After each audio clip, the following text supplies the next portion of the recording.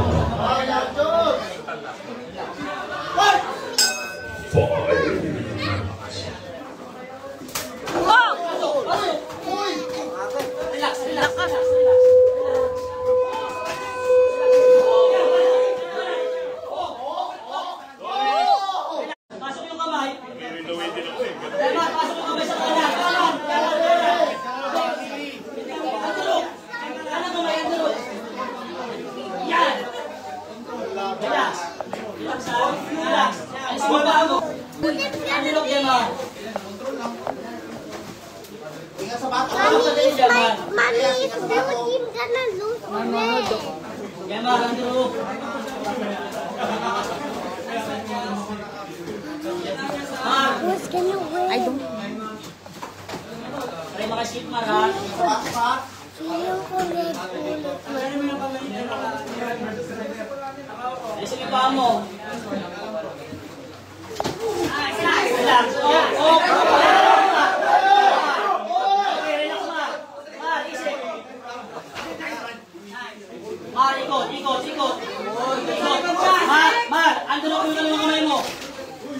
Nice one, man.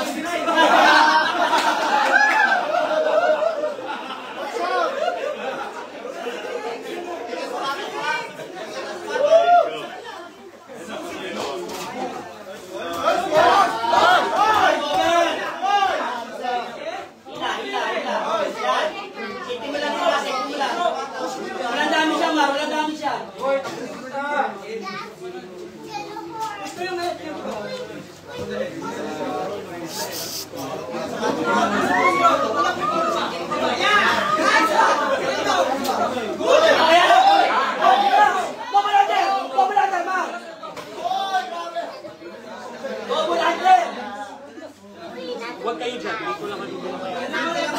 Setting mo lang muna dyan. Setting lang. Antay lang ang oras. Antay lang ang oras.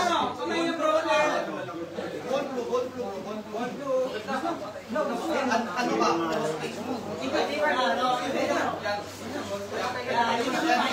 Yan! Harap! Harap! Huwag ka na talikod! Marap ka! Marap ka! Marap!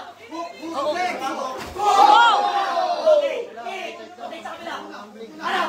Harap! Pilitin mo marap! Pilitin! Pilitin!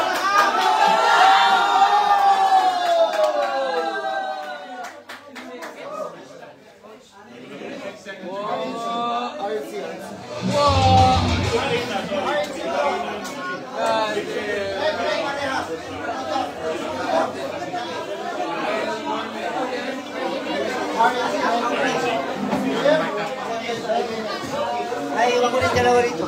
Hindi pa. Patos naman eh. Patos naman eh. Ladies and gentlemen, the referee in charge has called a start to this contest with 6 seconds remaining during the very first round. Declaring the winner by tap out due to a rear naked choke, Justice Makasina!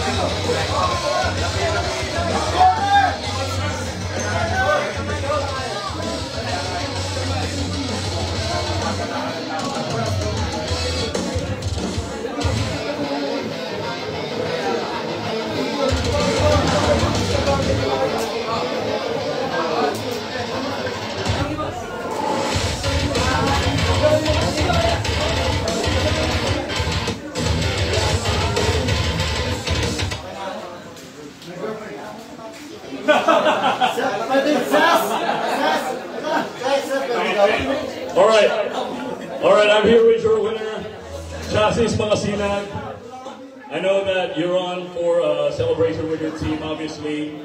You're cornered by one of the best, and one of them is a decorate fighter like Drex Mwanga. What can you say about the fight, and what did you do to come into this position wherein you are a main event fighter? First of all, I just want to say thank you to my team. You know,